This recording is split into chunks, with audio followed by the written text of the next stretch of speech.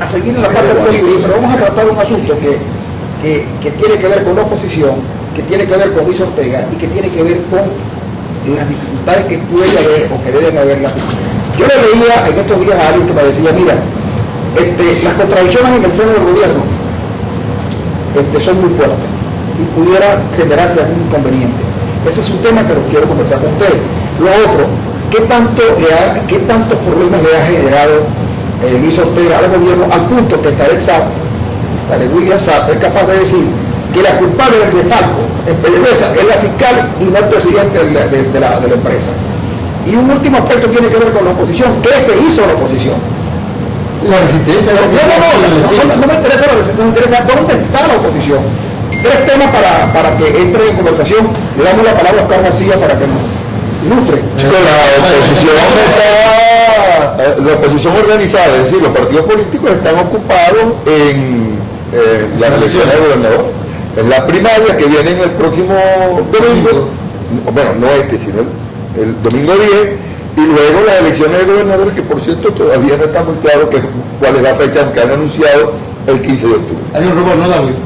Hay un rumor de que la Asamblea Nacional Constituyente, esgrimiendo no sé cuál razón, va a suspender el proceso. La razón es que van a suspenderlas todas. Exacto. Por algo no han dicho la fecha, ¿no?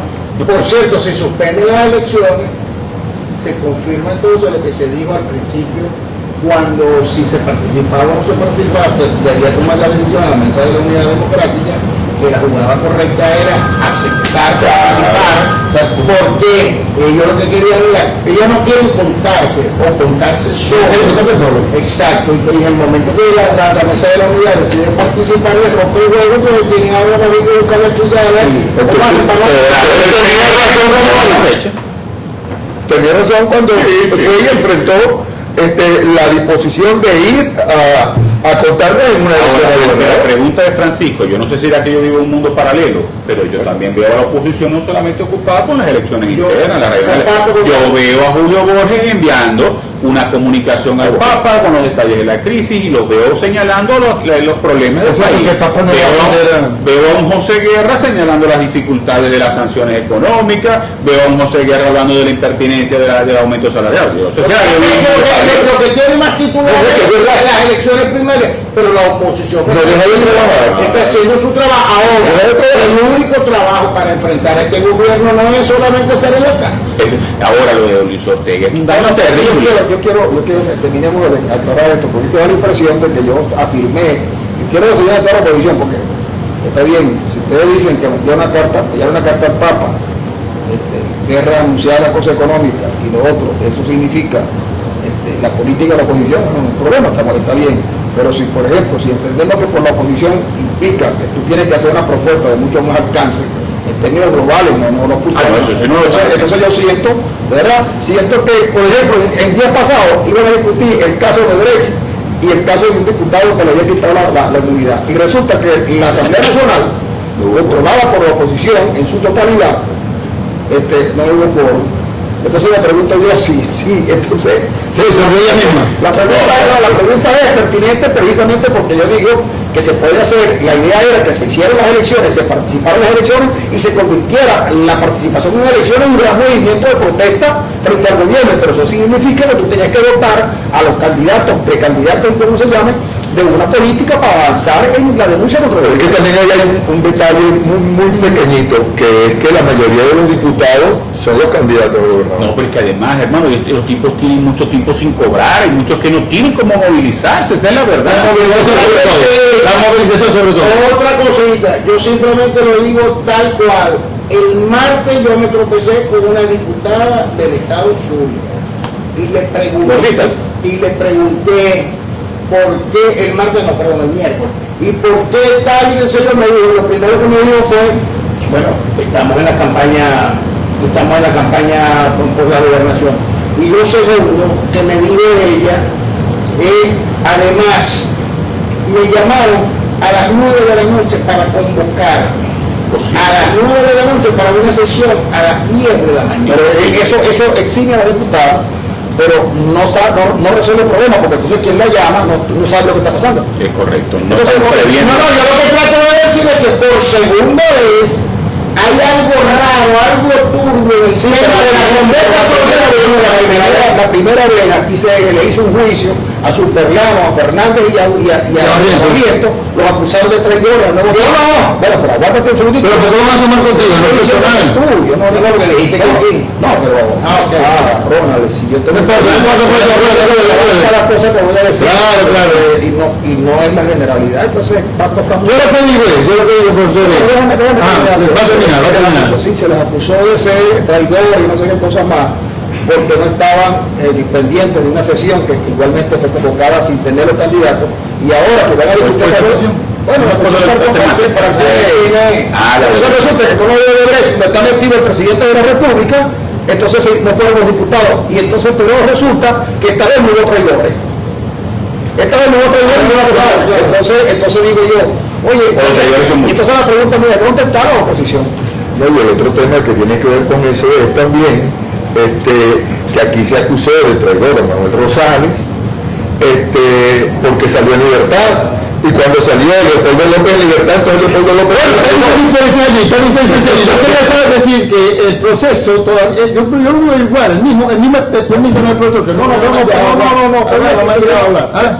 es que cada vez que te van a hablar hay que hacer una pregunta. No, bueno, es que siempre tiene que haber cuestionamiento. Además, agarrar cogicido. Entonces, a veces nos dispersamos justamente en eso, porque, bueno, la gente tenemos un mes, prácticamente después del 30 de julio, un poquito más de un mes, todavía esculcándonos el ombligo sobre por qué dejamos la calle, porque tenemos que seguir, pero el mismo espíritu que había en la resistencia, la misma fórmula de que la gente estuviese unida en función pues, del proceso que se estaba llevando a cabo, de un proceso, vamos a llamarlo así, de rebeldía o de resistencia, dentro de lo que podría pasar de todos los nuevos escenarios, como tal del escenario electoral. Pero nos ponemos pues solamente a ver, bueno, que me conviene, que no me conviene, que si voy aquí, que si voy allá, que si la elección democrática no debe ser, que si el otro, que si aquí, para acá, que si vamos... Entonces lo que quedamos siempre disueltos, siempre dispersos. Perfecto. Ahora quiero que Darwin quería hablar de Luis Ortega. Eso es lo que quiero que me diga. Claro, porque lo de Luis Ortega le está causando un daño terrible al gobierno. Porque es que no le está diciendo un opositor, no le está diciendo Borges ni Amado, está diciendo alguien que viene del oficialismo, que conoce el monstruo por dentro, que tiene las pruebas. Es un daño terrible a la imagen del gobierno. Ahora, dice Luis Ortega que Maduro mandó a pedir $10 millones para entregársela a una empresa que no recuerdo el nombre, pero que tiene sede en Panamá. Pero como cosa curiosa, los empresarios o viven en el Zulia o nacieron en el Zulia, tienen que ver mucho con el Zulia. Así es. ¿Será uno que tienen una casa por ahí por Delicia? Bueno, yo no sé. Yo creo que está más cerca de donde nosotros estamos. Yo no sé cómo es la cosa, pero resulta que Elizabeth Fuente, que tiene información de primera y es muy confiable por la calidad interpretativa y periodística de Elizabeth Fuente, dice que una señora una señora llamada Mónica Ortigosa Villamil y su hermano Alejandro Ortigosa Villamil son testaferros de Maduro, junto con una señora llamada Marisa Parada León, a quien le dicen Marisa León. Muy bien colocado. Entonces digo yo, pero el gobierno se preocupó por discutir si Línea Tintori llevaba en su carro 200 millones de bolívares. Pero estos 10 millones que pidió Maduro, nadie dice nada. ¿Y esa gente es de aquí, los nombres que mencionaste? Bueno, yo si no me equivoco, son de aquí de Maracaibo. No, nosotros siempre estamos protagonizando todo eso. Yo no sé si serán de Maracaibo. De Maracaibo salieron dos palabritas volando. Pero llegó una. Llegó una que va a participar con nosotros. Sí, aprovecho esos ejemplos que está poniendo para yo ilustrar. Para yo ilustrar lo que he venido diciendo, es que los opositores que nos enfrentamos a este régimen somos expertos, nos levantamos todos los días de la mañana y nos ponemos un silicio y empezamos a autoflagelarnos. Porque Francisco acaba de decir algo muy importante. Se denuncia que se le entregaron $10 millones libremente al presidente Maduro porque lo mandó a pedir y nadie dice nada. Pero entonces la señora Línea Tintori, en un país donde no es delito tener dinero, es delito ahora. donde no es delito tener dinero, ¿verdad? Y tener dinero en efectivo, le carga un escándalo porque ella tiene los 200 millones. Y peor aún, nadie le preocupa y a nadie le alarma que el CICPC te intercepte, te confisque el dinero, te lo robe y a nadie le preocupa. Nos dispersamos en tonterías, exactamente. Pero apaguemos el silicio. Un segundito, El silicio no se apaga, un segundito porque no hay A ver, silicio. quítate el silicio, pero vámonos. Porque vamos a entrar en el cuarto segmento de la pata del colibrí y vamos a tener con nosotros a la analista político y dirigente de la vida. ¿De dónde? De la vida, no partido político. Eduardo Rodríguez, no, Sin silicio. esa es pasión con Maracay.